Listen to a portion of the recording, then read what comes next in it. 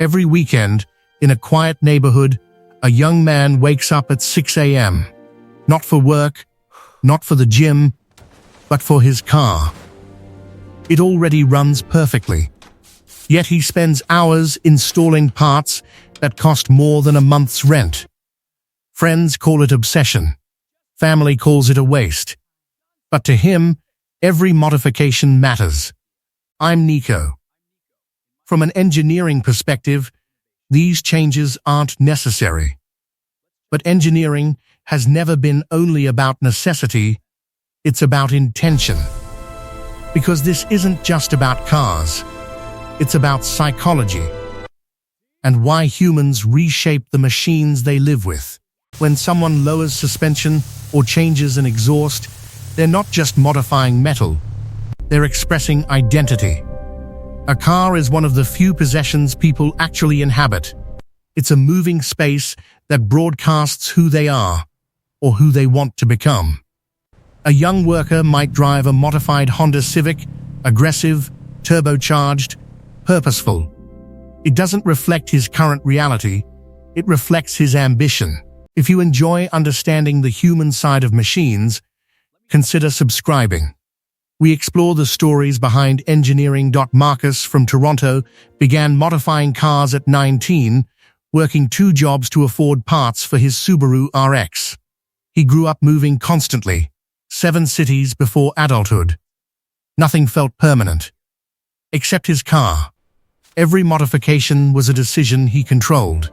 In a world filled with uncertainty, a car becomes a domain of total autonomy. Color, sound, performance. It's a small kingdom, and the owner is in charge. Walk into a car meet. This isn't about showing off machines, it's about finding a tribe. Someone who spends thousands modifying a Nissan 350Z may seem irrational to outsiders. But within the community, they're respected. They speak a shared language: horsepower, torque, suspension. Machines bring people together, but community gives them meaning.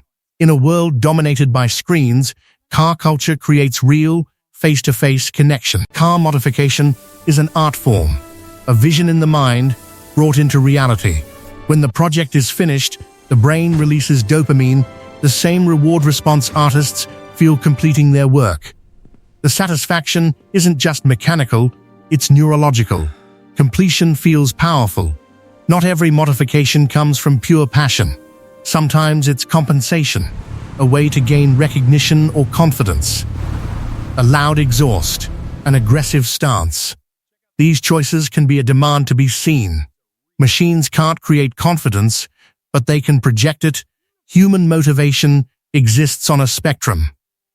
Passion and insecurity can coexist. Many enthusiasts learn to install parts themselves. They study, make mistakes, improve. Over time, they develop real skill. Psychologists call the deep focus they experience flow, where time disappears and engagement becomes total. In Melbourne, a father and son spent 2 years restoring a 1990s Toyota Supra together. The project became their strongest bond. Sometimes the machine isn't the goal, it's the connection it creates. The next time you see a heavily modified car, remember, it's not just transportation. It's identity, community, creativity, control. That machine is more than metal. It's a human story, engineered. If you see cars as more than horsepower, subscribe. Because the next story might change how you see the road and the people on it